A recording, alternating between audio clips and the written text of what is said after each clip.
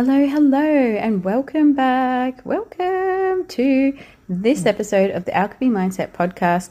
Wow, it's been literally 6 weeks since you last heard from me, and by the time this episode comes out, it'll probably be a little longer.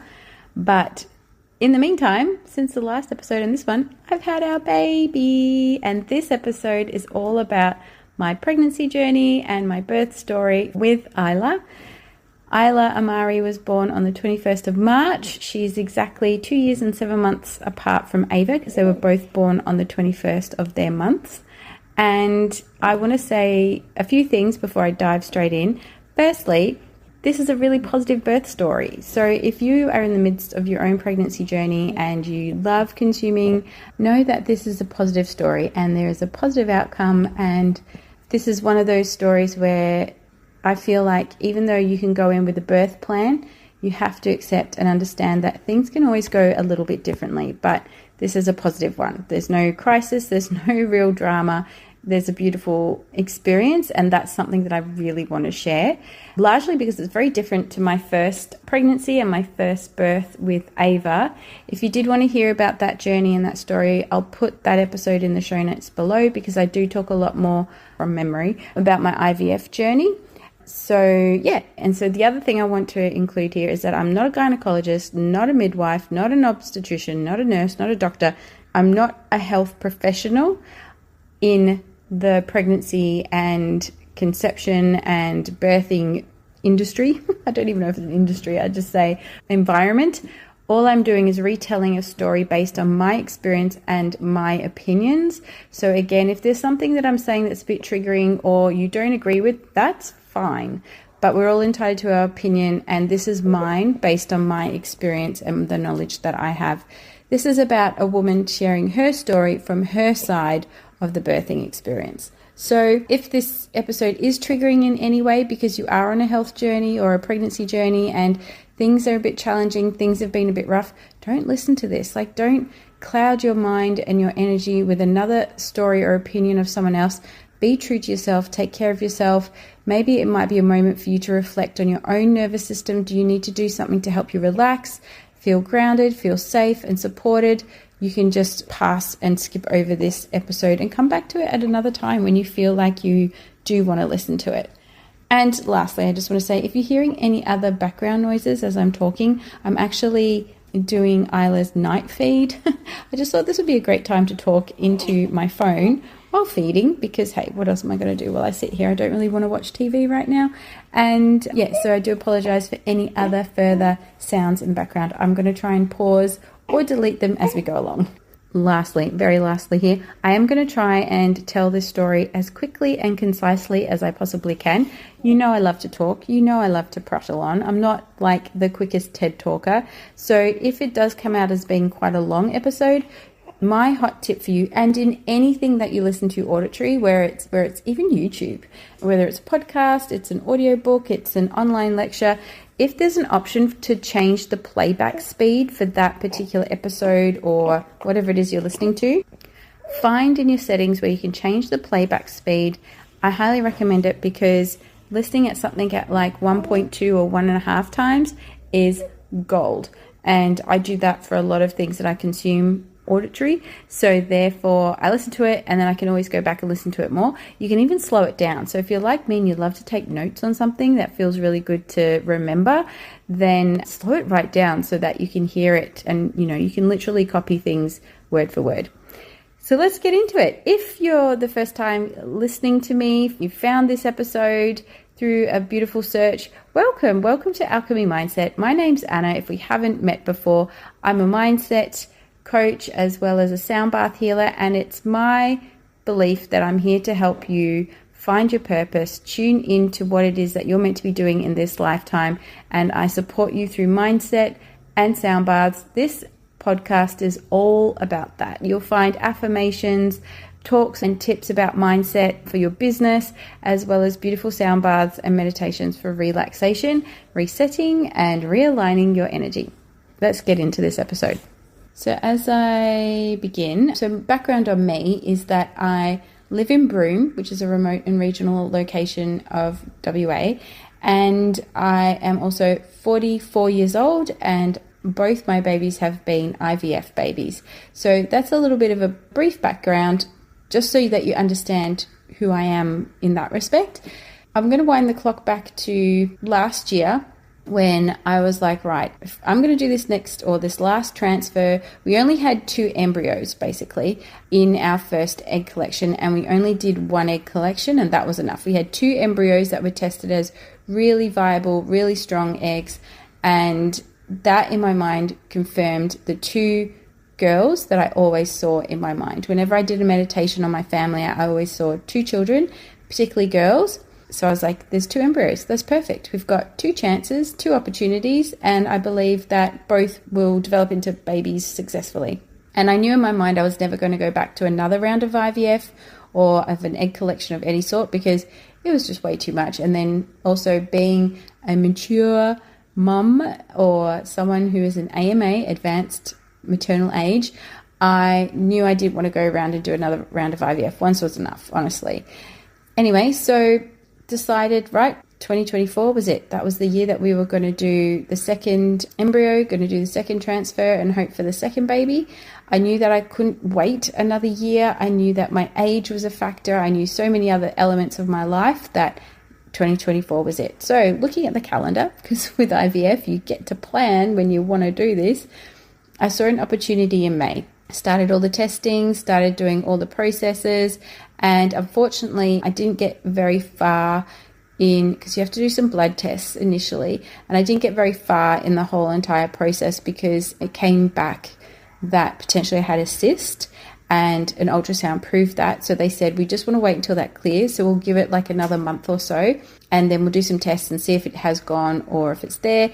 We don't think it's anything to worry about. It's just something that happens, but this is what's come up. And I decided that, okay, I'll go consult the naturopath while we're waiting for this to clear up, just to see if there's anything that I can do to, move it on, speed up the process, make myself feel a bit more healthy. I don't know.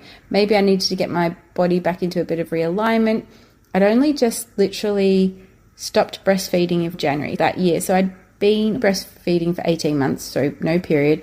Stopped breastfeeding, which was a walk in the park, really, with Ava. I was expecting like turmoil and tragedy, but it was fine. And my period came back straight away. So what I did with the naturopath was a detox to help just cleanse and clear my system and hopefully get things in a little bit more alignment and back on track. And then when I looked at the next available space in my life, it was definitely going to be July. June was a write-off because I had to wait a little while, but also I was busy with work, so it just wasn't going to happen. July came around.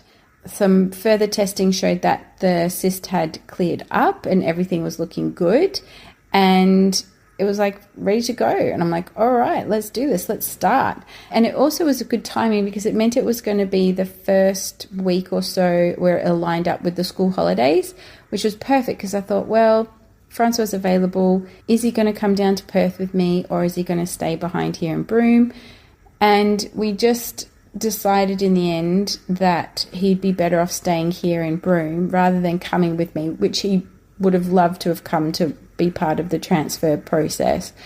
But logistically, it was going to be too much. We'd have to take my mum as well so she could look after Ava, and then we'd probably have to find somewhere else to stay, and we wouldn't be able to stay in our normal place, which is with family, and it was just going to get too much and too expensive. So in the end I said, you're better off supporting me being here in Broome to look after Ava. And that was the other thing. I didn't want to leave Ava behind either for that period of time, because I think I would have had to have gone down for a few days, and I just felt like it would be a bit too much for my mum and for Ava, because we haven't really been away from her ever really in an overnight sense. It's always been, maybe she'd just do, mum would take her for the day, but that was it. So everything was looking lined up, and then school holidays, I think it was the week before the school holidays started, Francois got COVID, and I'm like, bugger, crap, oh no, F-bomb, holy moly, is this going to happen? Because I didn't know if I would get COVID. I haven't had COVID. I don't know if I was going to get it. And this was like, to me, the most aligned opportunity. I felt like every other moment thereafter, things were busy with work. I had things all booked in. It was just not looking right. So I said to Francois, you're going to stay in Broome. I rang up the IVF clinic. By the way, I worked with Janaea in Perth, and they were amazing. I loved their support and the process with them. Highly recommend. Anyway, they said, come anyway, let's hope that all your testing's all right, but you will need to do a COVID test before and after just to make sure you're clear. And I was like, okay, I'm going to go down for a week by myself. And everything worked out. Everything was meant to be, because I got there, PCR test said no COVID, get in. And then I had a whole week of just, you know, kind of enjoying a little bit of downtime for myself, knowing that my family was okay in Broome. And on the day that I did the transfer, like everything was working out well, because the thing is with IVF, yes, you're booked in to do the transfer. You have to do all this like testing beforehand to make sure that you know on the right hormone levels, to make sure everything else is going okay. The whole process literally simulates that you're ovulating. So you're kind of like hyperstimulated a little bit as well. Like I don't like that feeling of my ovaries being hyperstimulated. And then your body's put in the process as if it was about to conceive, like in terms of like you conceived naturally in a way. So everything is kind of like we're priming everything to be in its optimal state, so that when you do the transfer, the body goes, oh, this is normal. This is how it's meant to be. And I have to say, like leading into that, I felt so bloated. I felt so big. I felt like my stomach had popped already. It was so weird. I just really didn't like it, that whole process. But hey, that's the journey we go on. And I honestly believe as well, side note, that both my girls as spirits needed to experience this whole entire process and be conceived in the IVF way, because they needed the optimal bodies and these specific bodies to do the work that they've got to do in this lifetime. If you haven't read or heard of spirit babies, read it, listen to it, even if you're not on a pregnancy journey, because it really gives you insight as to how we choose our families, how we choose the bodies, how we choose the experiences that we need to experience in this lifetime based on what our soul journey is. Really interesting. Anyway, on the day, then yes, that's the other thing. In IVF, you have to then wait for the telephone calls to say, yes, everything's looking good. Then I had to book myself in to get down to Perth because I'm in Broome. And that also takes logistics and coordination. Okay, so you're jumping, I feel like, lots of hurdles each and every single step of the way. And on the day, it's not necessarily like, come in for this appointment. It's like, first of all, they want to say, yes, your testing's right. Do this trigger release on this particular medication at this time. Yes, everything's looking good. Blood tests are good, blah, blah, blah. And then they're like, all right, now we have to wait for the embryo to start defrosting and making sure that it's okay, because anything could go wrong. This poor embryo, Isla had been frozen, which is so weird to think. She was already like 5 days old or something like that, with the sperm and the egg and the, the insemination.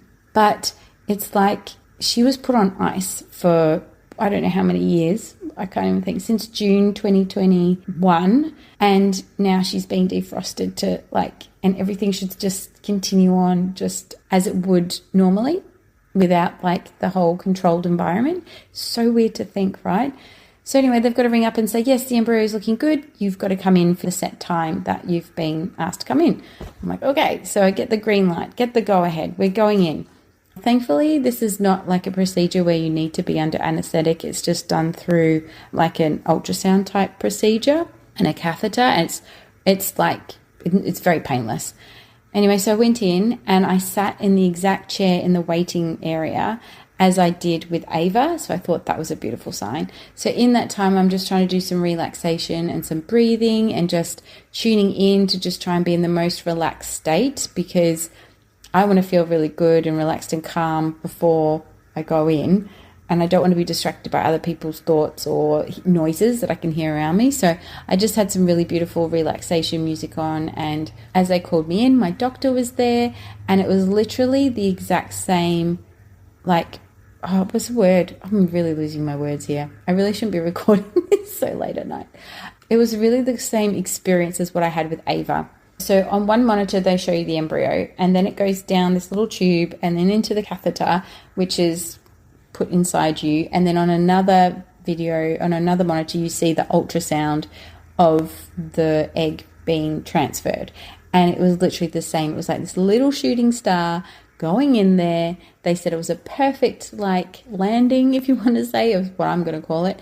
And she was there. So the rest is now up to my body to decide that, yes, it's going to accept this and that it's going to be in its normal process. So this is where they, again, do more, there's more like sort of medication that you got to take to sort of continue the hormone stimulation and support for your body. So everything is in the balance of who knows what. Will or will it not work out? It's literally 50-50. Either way, is it going to or is it not? And then you're sent on your way. Good luck. Hopefully we'll get to call you with some positive results, and hopefully in 9 months' time you can call us back and tell us that you got a baby. So I loved my time in Perth. It was wintry. I spent a lot of time at my favourite cafe, got home, and it was like in that time, it was like the start of such a different pregnancy. I felt nauseous so much earlier than what I did with Ava, and also the feelings I had in my tummy at this stage were far different to what I had with Ava, but I knew everything was okay. So by the time they called to say, congratulations, test results have come back and you're having a baby, I was like, yeah, I know I'm having a baby. I am freaking nauseous already. Like, it's insane. And I have to say that I think for the first few weeks, I just sort of survived in that nauseous kind of state. And then as soon as I could start seeing Tracy Gilchrist from Kimberley Maternity. So I chose to see an endorsed midwife throughout my pregnancy journey rather than seeing a doctor and then getting referred to the hospital to be part of their midwifery program. I was like, no, I'm going to see Tracy as soon as I can. As soon as I got in there, I'm like, Tracy, I can't cope. Just give me the drugs. Like, what have you got that's anti-nauseous medication? I need it. So she was able to prescribe me something, and that was such a relief because the nausea this time wasn't something that I could just manage or it could dull down. It just felt really intense the whole time. And it lasted, I think, until about 12 weeks, and then it started easing off. But in that time, I already felt so different in my body. I felt like my stomach had popped at 8 weeks. And I went to pole dancing and I was like horrified. I looked in the mirror and I was like, I look like I'm at least 15 weeks pregnant already. This is ridiculous.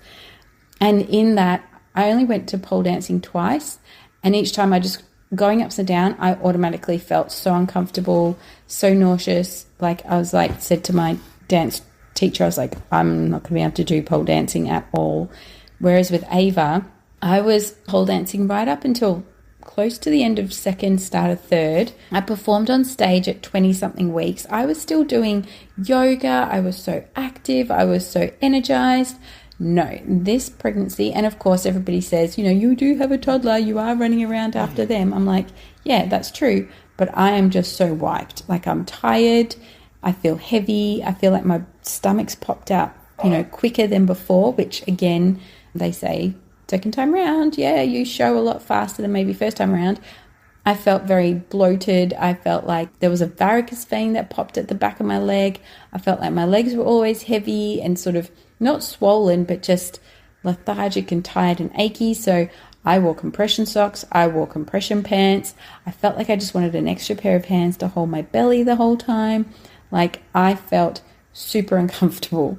And also the added factor of that, my pregnancy was leading me into the wet season, which I felt came early this year.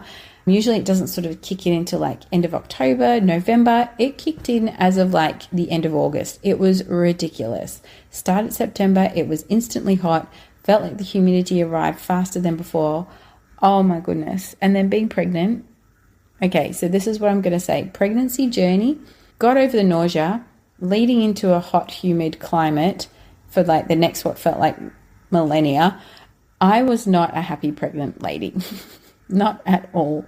I felt, like I said, I just felt so uncomfortable. I could only lie on one side, which was my right-hand side. And I had to do this even earlier than my previous pregnancy. I felt like I had to be the lady that had to be up at 90 degrees if I was seated. Reclining felt horrible right from the start. And lying on my side was the only option at nighttime. I couldn't even lie on my back early on. I had to lie on my side. Left-hand side sleeping was horrible. Felt like my hips were constantly aching. It was just not making me love pregnancy at all. And I felt tired. I couldn't do yoga. I couldn't do dancing. The most I could get through was Pilates, which I feel like supported me and kept me together to some degree right from the start. But other than that, That's all I had the energy for. And I just felt so zapped. I think the weather and the climate zapped me. Having a 2-year-old running after her, yes, that was a bit tiring. Although I lived for the day naps. Ava would have at least one day nap. I'd live for those. And towards the end of the pregnancy, Francois stepped in and he did a lot of the nighttime naps. Daddy put down, if anybody's seen Bluey, that was him, so that I could just go to sleep. And he said, "You're growing a baby, you need to get your rest." And I'm like, thank God, I'm going to bed. Whew. Shame you can't bank sleep, because I would have clocked up a few megaliters, I think, of sleep, or whatever volume you would measure sleep in. Anyway, so we decided to have a gender reveal only because Ava was a surprise.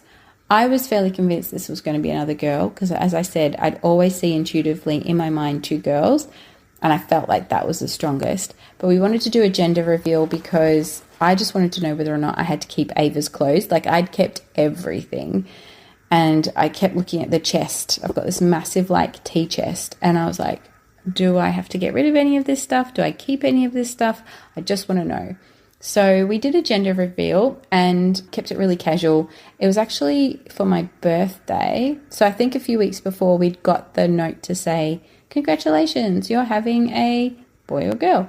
And funnily enough, I got the letter from our midwife after we'd done the test, the NIP test. And I said to Francois, I've got the gender of the baby here in this envelope. Do we hold on to it and just wait for the day that we do the gender reveal, or do you want to look at it now? And he's like, I want to look at it now. I'm like, okay, let's do it. So actually we have a little video where we've recorded what our thoughts were and our feelings and stuff like that in that moment. Anyway, so I go, what do you think? And he's like, a boy. And I was like, nah, it's definitely a girl. Anyway, so we opened the envelope, scanned the envelope. Tracy had highlighted the section that said a girl. I'm like, we're having another girl. It's so exciting. So we planned to do it for my birthday. We were just like, look, we've got family around on that day anyway. I don't really feel like I want to do it in any other way. Let's just do it on that day. We were just meeting down at the park. We were having a takeaway dinner there. And what I did was I took 2 dresses because I was trying to go under the belief that I didn't know what I was having. And I said to Michelle, Francois' other daughter and Ava's sister, this is the envelope. It's highlighted there as to what we're having. Whatever we're having, put Ava in that coloured dress. So a pink dress if it's a girl and a blue dress if it's a boy. And we'll all sit with our backs to you. You get her changed and then we'll turn around. So that's how we did our gender reveal, which was really sweet and really fun. Yeah, so Ava wore a pink dress and everybody's like, oh my God, we're having another girl. So that was a really cool moment. January we went to Perth, and I have to say, going down to Perth, even though it was summertime, just being out of humidity and being in slightly cooler weather was such a godsend and a blessing for myself, for my morale, for my energy, for my self-esteem, all the things. And my last hurrah for work was going to do the level 1 sound bath training. I had felt like this little soul had been egging me on, supporting me, had been guiding me throughout the whole entire year, where I went all in on my business and really pushed myself to do things that I hadn't done before or had been dreaming of doing. So workshops, trainings, and that kind of thing. And she had been really behind this energy of the entrepreneuress and this, I just can't describe it, but this angelic energy that was behind me, supporting me through all these moments. And the last thing I had to do, the last major hurdle before I went on maternity leave, was doing the level 1 sound bath training. In that time, that was a really special time for me because it was such an important moment within my business that I was really stepping into something that I now see myself doing more of once I go back into work life and moving forwards. And I'm really excited to get back into that. And then this for me was the culmination of my working year. During, I think, second trimester towards third, I declined doing the glucose tolerance test to see if I had gestational diabetes. Honestly, I was not going to relive that experience. I did that the first time and holy moly, it wiped me out for the whole day. I hated it. I had to sleep in the pathology clinic in between the blood tests that you do because drinking that stupid bottle of glucose, that syrupy crap, I just feel like it's such a horrible experiment on women, and there has to be a better way, even a better way from the alternative that I had to do. And I still wonder like how precise this is, because based on my experience and coming at it from this end. So generally what you do is you fast from the night before, you go into the clinic first thing in the morning, they take a before, during and after blood test or thereabouts, and you got to drink this syrup and then see how your blood sugars react and all that insulin and blah, blah, blah to consuming this syrup. It wiped me out. I had to sleep in the pathology, as I said before, in this clinic. The nurse had to come in and wake me up to do the blood test each time. And each time I just fell back asleep. And she's like, I'm so sorry to disturb you. I'm like, no, you do what you have to do. I just can't cope right now. I don't even know how I drove myself home. And then I spent the rest of the day sleeping because I was so wiped. I refused to do it this time. I said, there has to be another way. I am not doing this. So they suggested, Tracy gave me the alternative of doing blood testing. So pricking my finger 4 times a day and recording my blood sugar levels according to this little monitor. It's kind of something I think people with diabetes would use as well. Fine, I'll prick my finger 100 times a day if you want me to. I ain't drinking any bottle of syrup here.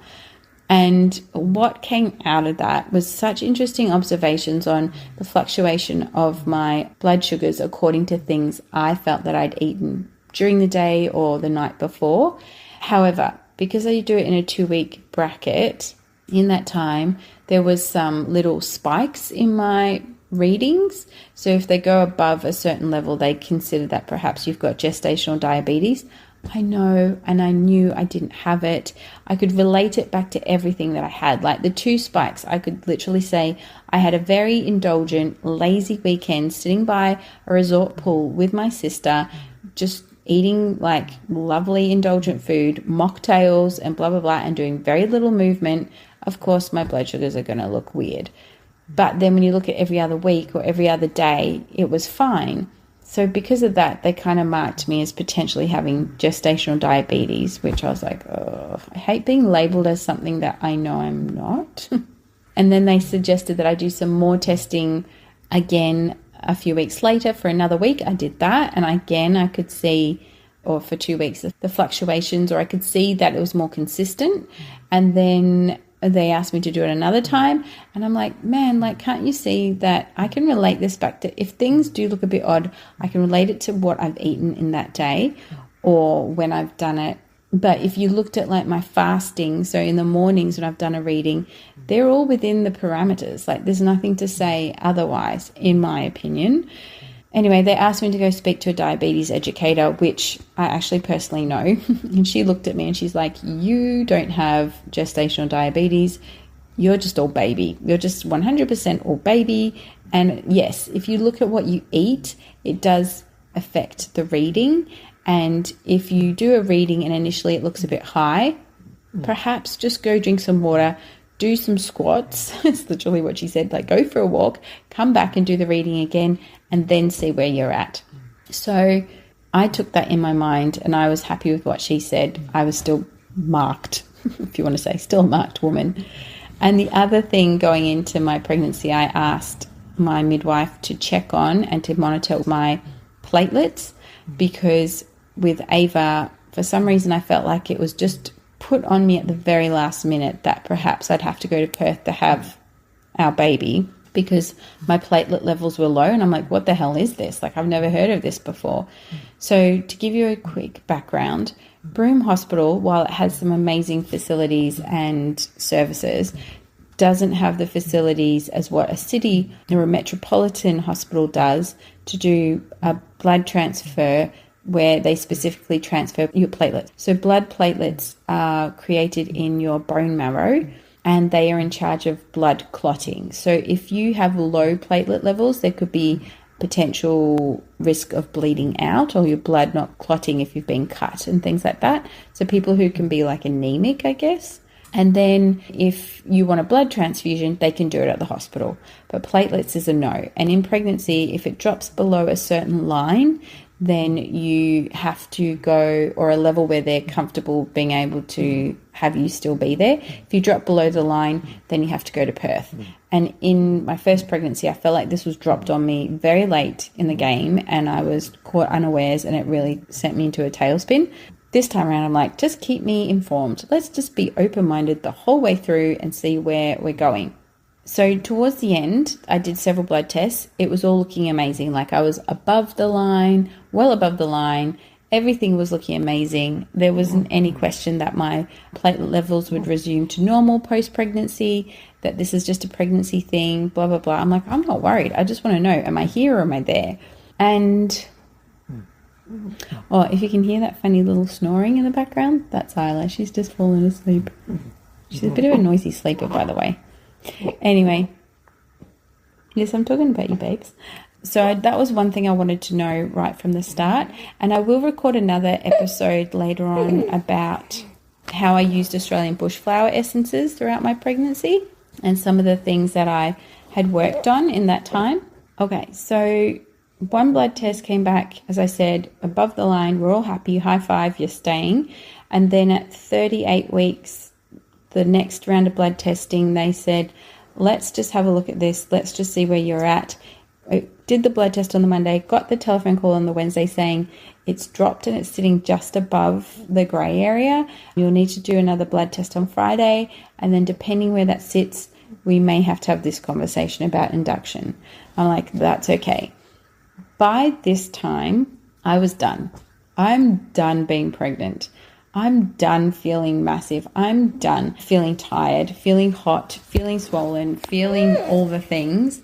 Isla was such a different baby as well. Like, it really proves that every pregnancy is different. While everything was fine, growing, swimming, getting, all the things that were coming back with positive ultrasounds and blood tests for everything else, by the time I got to 38 weeks, the conversation had been, I'm not going above 40 because I feel massive. And if she hasn't come early, yes, well, let's have a conversation about induction. I don't really want to be induced because I don't really like the restriction that you're given or that you find yourself in because you're hooked up to perhaps monitors and all sorts of things. And so I feel like your freedom to move around isn't there. In my mind, my ideal birth plan was to stay at home, be in my outdoor shower that Francois had beautifully designed for us, do as much time in the shower and the water as possible, be at home, and then just go into hospital and do what I needed to do when the time came. Kind of a repeat of Ava. And I felt like if I'd done it once before, it could potentially happen again. Ava came early. This baby could come early. There were so many things that I was hoping for, but at the same time wasn't hell-bent on. Like, I was, if this happens, it happens, and if it doesn't, it doesn't. I didn't really get involved in too much mindset stuff beforehand. I even felt like towards the end I was like, oh, I haven't even done my hypnobirthing meditations, which I think I only listened to maybe 1 or 2. And I was like, oh, I haven't even done some of my pregnancy yoga, which I had learnt first time around and felt really helpful towards the later stages in pregnancy. So I felt like everything was not quite rushed, but kind of forgotten in a way, or just pushed to one side. And again, yes, I think it's because having Ava, I just didn't have that time to just sit, relax, put my feet up and just chill out. I was, you're kind of in the thick of things with a kid, with your first kid. You're sort of doing all the activities, you're taking care of them, you're being present with them. So the opportunities to just sit and do nothing were kind of at the bottom of the pile of, life demands. Anyway, so if anything, I had this small sense of guilt that I hadn't devoted a lot of energy or my mindset towards positive birthing experience, or really sort of putting that intention as to what I would like to experience this birth as, or even just that connection to Isla. With Ava, I felt very connected the whole time. This time around, it was like, yes, I could sense her energy, but I couldn't really quite tune into it as much in terms of there was an element I was tuning into it, but there was an element that I was sort of not communicating as much as to towards the end as to what I did with Ava, like visualizing, having the baby in the right position and all that kind of stuff, and having conversations about, well, we're ready and we're excited to meet you and things like that. I did have this moment also towards the end of a lot of nostalgia and realization that this was the last few moments that I would have with Ava, and then very soon we'd be a family of 4 and things would change. And as one friend had written in a message to me saying, yes, but when the next baby comes, you won't even feel like, you'll feel like that's how it's always meant to be, and that the family of 3 was, while that was part of life for quite a number of years, now it's as it is and it's always meant to be. I hope I worded that the right way. But I had this realization of, this is my last few moments where it's just me and Ava, and I hope this counts. Like, I hope I've given this enough attention and made these last few final moments precious enough, because very soon we'll have another baby, which I'm really excited to meet and have in our life. But those moments where it's just Ava and me will change. And I'm not saying that we'll never have that, but it will be just in a different way. And it might not be as frequent as what it was and how it has been without Isla. So there was that little moment that came through. Anyway, and I couldn't remember it today. I was trying to remember it. I know at one of my consults with our doctor, I went in and everything was fine. Like, all our conversations had been really open. I felt highly supported by my doctor. And she was like, I see that your age and IVF and everything like that, while they are things that we take very seriously, because we want to make sure that the baby is, is healthy, is developing, that the birth is successful, that you basically leave here with a healthy, alive, fully grown, developed baby, all those kind of things. We still need to have these conversations of maybe we need to induce you, we need to just take these things in mind. So I was fully open to that. I wasn't resistant, but at the same time I was fully open to it. Probably one thing I felt throughout this whole pregnancy was that I just wanted to be left alone. At times I was like, oh, do I have to go to another appointment, another blood test, another ultrasound? So my enthusiasm probably wasn't as up there with Ava, where it's like, oh, first time round of doing this. This is exciting. Oh, baby this. Oh, baby that. Oh, attention on me. This time around I was like, can I just call you when we're like going into labor? Can you just leave me alone? And so I think somewhere in there, I remember being in the doctor's office and she's like, how are you going? And I just burst into tears. And I can't remember what the thing was that was really triggering me, but I know it was this sense of like, I'm just kind of getting tired and I'm a little bit over this whole entire experience. Nothing else is really bad, but there was some, I can't even remember it now. I'd have to ask Francois and he probably doesn't remember. There was just this big emotional sense. And I think it was just like a lot of, it wasn't even opinions. Like, I've never really sort of been bothered too much by other people's opinions. I can't remember what it was. Anyway, let's go forwards. 38 weeks, leading into 39, hoping for a repeat, that this kid just comes out. I'd had some of that preterm labour feels and lots of really like deep rolling, if I could say it, rolling movements from Isla. At times she would kind of like tickle me down into my hip, which was a really funny experience, but she just rolls a lot. Whereas I felt like Ava was fluttering. Like Ava would flutter around. Isla rolled. And I also noticed that at 35 weeks, my tummy had dropped because I felt like my diaphragm had opened up and I could breathe again. And I was noticing how much my stomach was dropping so much more than what it did with Ava. You just notice so much about your body, honestly. And side note, throughout this whole entire thing, while we have really strong minds and we can like get so caught up in our head about everything, if you took a step back and just observed at how freaking amazing your body is, that it can like grow a baby, that it just does what it needs to do when it's developing this baby. Like, if we get out of its way and if we get out of our own way, the human body is incredible. Like, it really is. And even birthing, like, it just does what it has to do. It just does what it has to do. Like, you don't have control. You don't really have a lot of control what happens. It just does it. So nothing had happened by this Friday. Mum was looking after Ava. The conversation at the hospital was, your levels have dropped even further. We're very, very much above the grey area. These are your options. get induced today and you can go home with a baby, or come back tomorrow, which will be a whole new staff, a whole new team, whole new conversation, more testing. If you wait over the weekend, if that's what you really want to do, but the tests on Monday come back saying you've hit below this line, you're going to have to go to Perth. And I just looked at my doctor and I said, I'm done. Like, Mum's looking after Ava today. Francois here with me. Let's just do this. Like, I'm ready. Like, even by then, I was ready. And I was spending like the last couple of weeks walking around going, I'm so bored. I'm done. I've done everything. I've had my time. I've got my nails painted. I've like been going to Pilates. I've been doing all the, taking care of myself. Everything's organized at home. Nothing's last minute. Like, let's just do this. I'm ready to get to the other side. Like, I'm done with being pregnant. I'm done with looking massive. I'm done with people staring at me. I'm done wearing these stupid compression socks and these maternity shorts. Like, I'm done. She said, okay, so these are the process. So I know with induction, there's different options. And what she suggested for me was hook me up to a monitor, hook me up to the IV drip, and we'll do the synthetic hormone, the oxytocin hormone. Was it syntocin or something? Syntocin? I don't even know what I'm saying now. And there's every guarantee that your body will remember exactly what it's meant to do.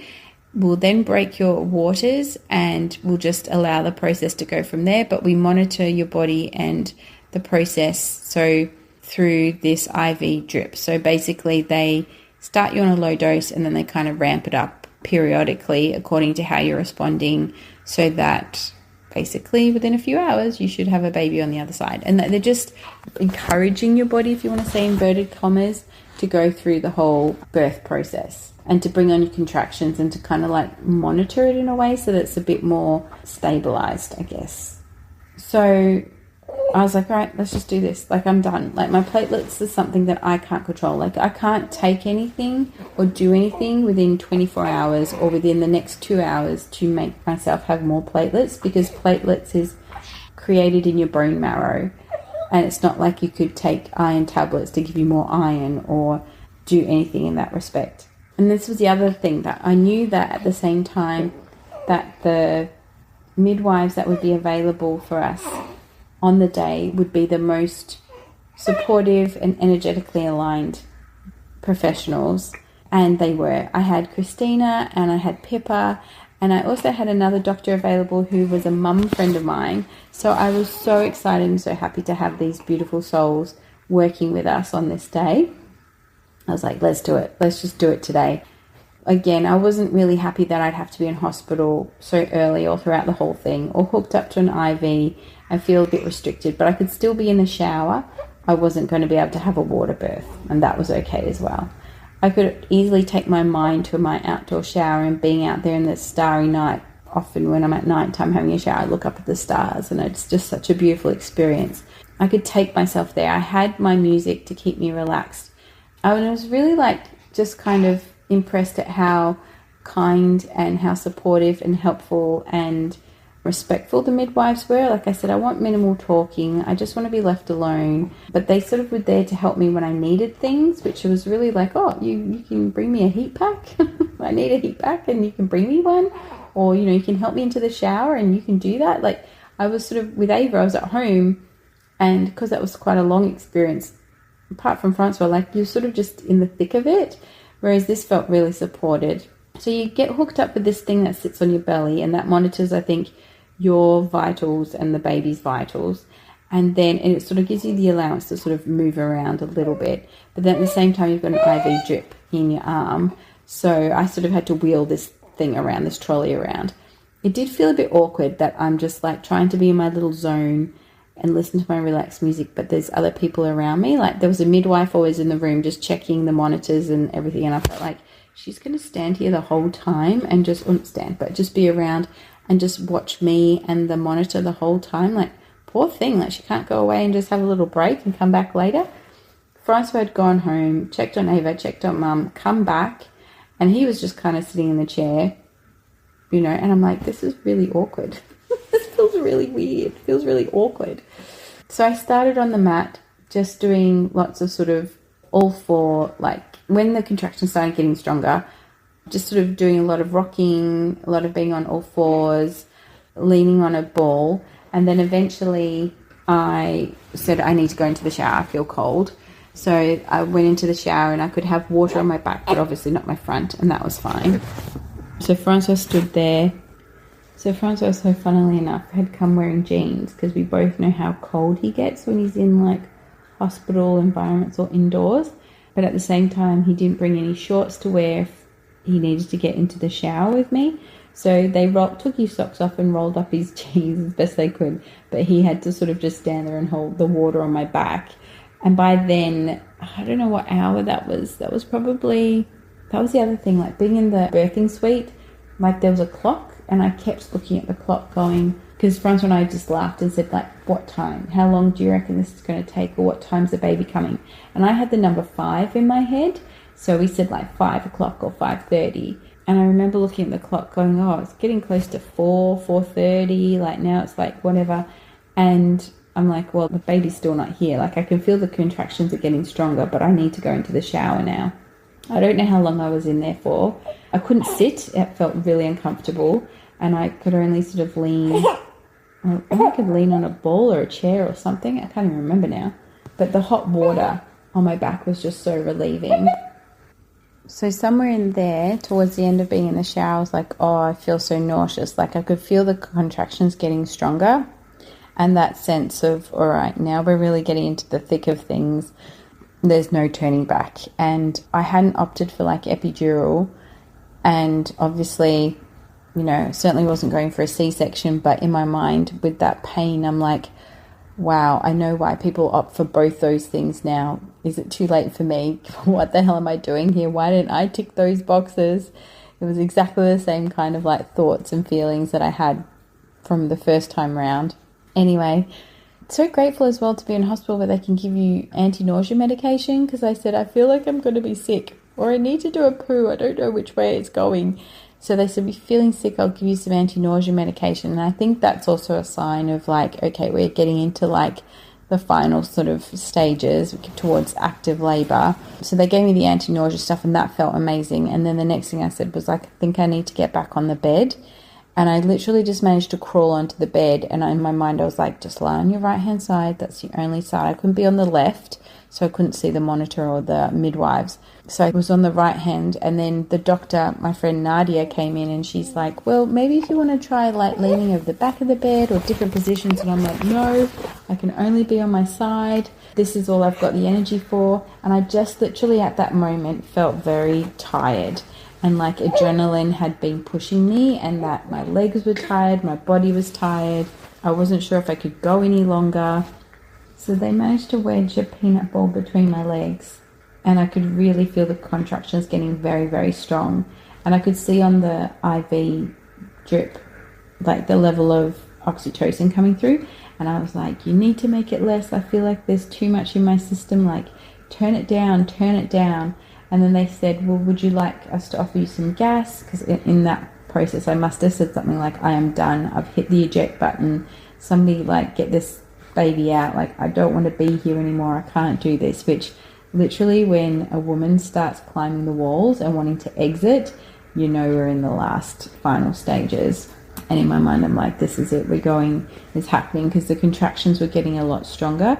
So they were turning down the drip and I kept saying, more, turn it down, more. Because I could just feel it flooding through my system. And it was almost at that moment where my mind and my body was saying, they can turn this off now because we've got this. So they managed to turn it down, but it still felt quite strong. And as I was lying there and I went through some really big contractions, the next minute I just felt like Isla just went whoosh. And I just said to them, as they were trying to get the gas to me, which I think I only managed to shove in my mouth for a little bit. And then I said, she's here, she's coming. And I just literally felt her just dive down. And then I felt like everybody sort of just zoomed to the southern end. And it was like, okay, this is all happening. And I could literally see in my mind her face. I could see Isla's face. And I just kept saying, chin to chest, lead through your head. Like I just kept saying, chin to chest, we can do this, we can do this. And I don't think it took very long. And then next minute, there was that whoosh. and that really gushy, soft, squishy moment when they sort of put the baby on your chest and you know you're at the other side, like it's all done. And in the end, I only had done 30 minutes of active labour and she was here. She was done. And it took 5.5 hours. So there's my number 5.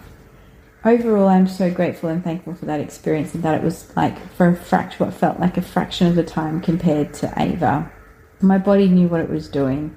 It just needed some guidance, and I felt so supported and so taken care of in that moment and on that day. I couldn't have asked for a better process and experience. Like, I'm just so grateful. So we only had to stay in hospital for one night. The funny flip side to everything is that Francois went home around about, I think it was about like 10 by the time he got home, or maybe a bit earlier. But anyway, by the time he got to bed and everything and just relaxed and processed everything, that night he actually was sick. He was very sick. During the week, Ava had been sick, vomiting. I'd been like sick a couple of weeks before, and now it was Francois's turn. So when I spoke to him on Saturday, he's like, I've just been up all night throwing up. And I'm like, oh, this is not good. This is not good at all. He chose the name Isla. So when we had our moment to ourselves in the birth suite, and before he went home, he said, I've seen this name somewhere and I really quite like it. It's Isla, and I think it's a really good name for us. And I said, I love it. That's a great choice. Let's call her Isla. And I chose the middle name Amari, which was a suggestion by my sister-in-law, so Francois' sister. She had suggested that, and that means beauty and strength. And I was like, that's a perfect meaning and name for Isla. So Isla Amari, that's her birth story. I'm so grateful that the next day I was in a quiet ward. There was only me and another lady, and I felt like I had the whole day just to relax and be quiet with Isla and have her and me time, like to just decompress and just process everything. When the midwife took Isla to do her initial like checks and things like that, I went into the shower in the birth suite just to, rinse off and get myself together. Anyway, Francois came to the door of the shower and he was like, is this what I'm using for Isla? Like, is this what we're dressing her in? Blah, blah, blah.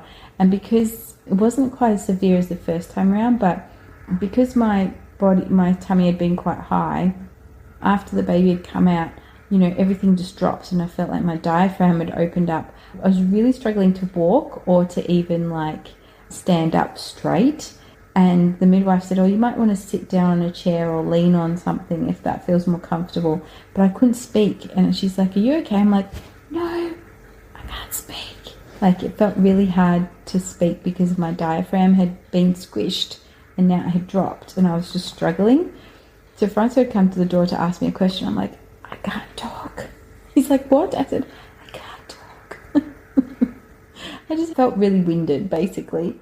And it was for me when I sat in that shower and I just let the water wash over me. It was my time to like decompress and to just try and remember as much of the process as possible, because I knew that this was the last time I would do this. This was it. This was the final time and I wasn't going back again. And even a few days later when we were at home, I came out from the bedroom and I'd been putting some of my maternity stuff away and I was crying. Francois was like, what's wrong? And I said, I don't ever want to be pregnant again, and I certainly don't want to go through birth again, but I'm really sad because that's it. Like, I'm never going to be these things again. Like, this for us is it. Like, I don't believe there's another child. I don't think we're going to be pregnant again, and this is it. Like, I can now get rid of all my pregnancy stuff, which I've just been so excited to do. But now that I'm doing it, it feels really sad to say, like, to close that. And even though it's like 2 small moments within my life, it's done. Like, we're here on this other side. And as Francois said, we're sitting outside, I think just a couple of days after Isla was born, and it was raining and we were watching the rain and Ava's playing outside, and he said, it's done now. Like, this is our family and this is our life. Like, our family's now complete. She's here. And I said, yeah, it's true, isn't it? Like, we've been waiting for these things and now she's here. It's like everything that we've been imagining can now start coming to life. like the things we want to do as a family, like the places we want to travel to and the experiences we want to have. Like it's all now. It's now on this moment in time. So yeah, remembering newborn life is something that I deeply filed away, if not had deleted. So first night was pretty much okay in the hospital. Second night, the grizzles, we were already at home. Third night and fourth night, cluster feeding. It's like, whoa, I've totally forgotten newborn life. But now that we're 6 weeks in, and I cannot believe my baby is now into her 000s, I'm like, where's my little newborn teeny tiny girl gone?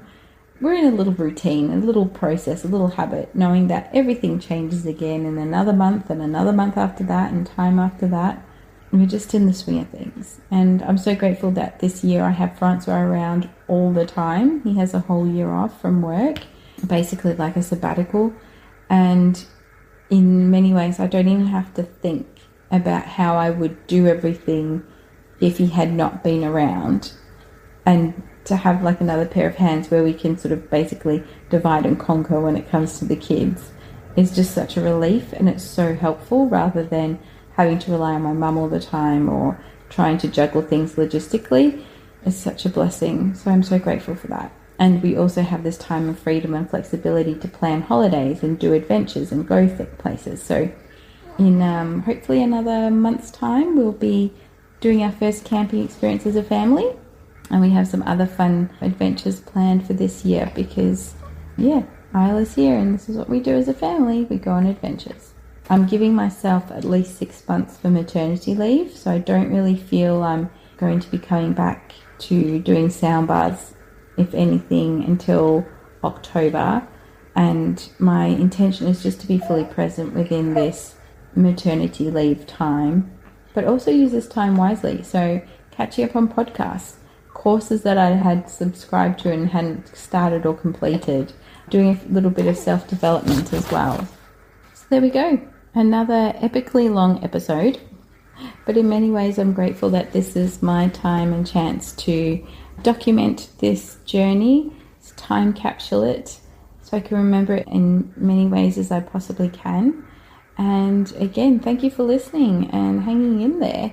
And if you've got any questions, or if you're going on your own like pregnancy journey and you want to talk a little bit more about what I experienced, please reach out. I'm here to help or offer advice or suggestions, and knowing that everybody's journey is different and unique and special to them. And always just remember, like, as much as they say go and have a birth plan, which I believe is like setting an intention, like this is my intention, this is what I hope for, this is what I'm intending. At the end of the day, it's not just you, it's you and baby, and there's many things that sometimes we can't control or factor in.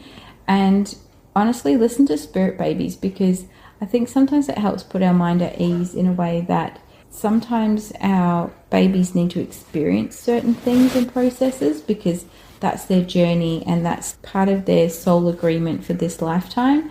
So again, I say that I truly believe that through the IVF journey, which I was so reluctant to do at the start, is because Isla and Ava have just needed the most best optimal physical vessels, so bodies, in this lifetime to do whatever it is that they're meant to do, however they're meant to contribute to this world.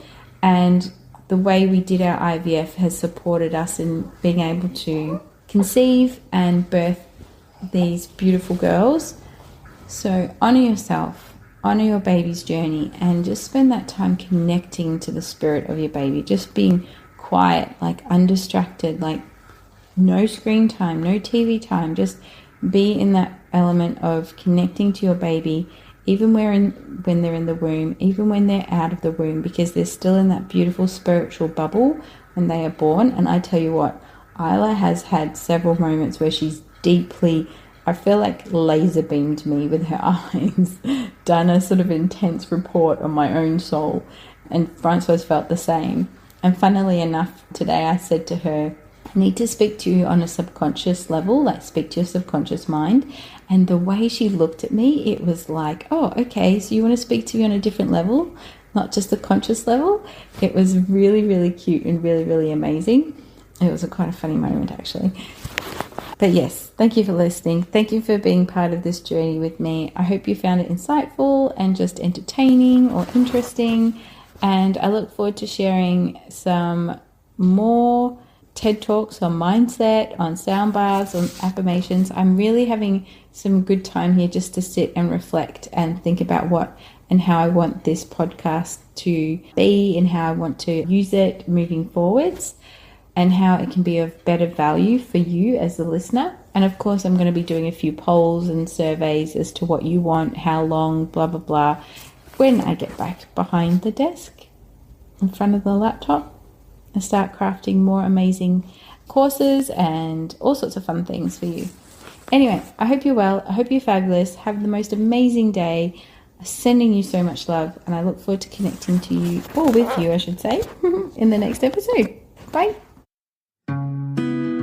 Thank you so much for tuning in and listening to today's episode. Please rate and review this podcast so that it can continue to thrive and reach more listeners. I love to know who my listeners are, so please screenshot this episode and tag me on Instagram at Anna F. Hastie. And I look forward to connecting with you in the next episode.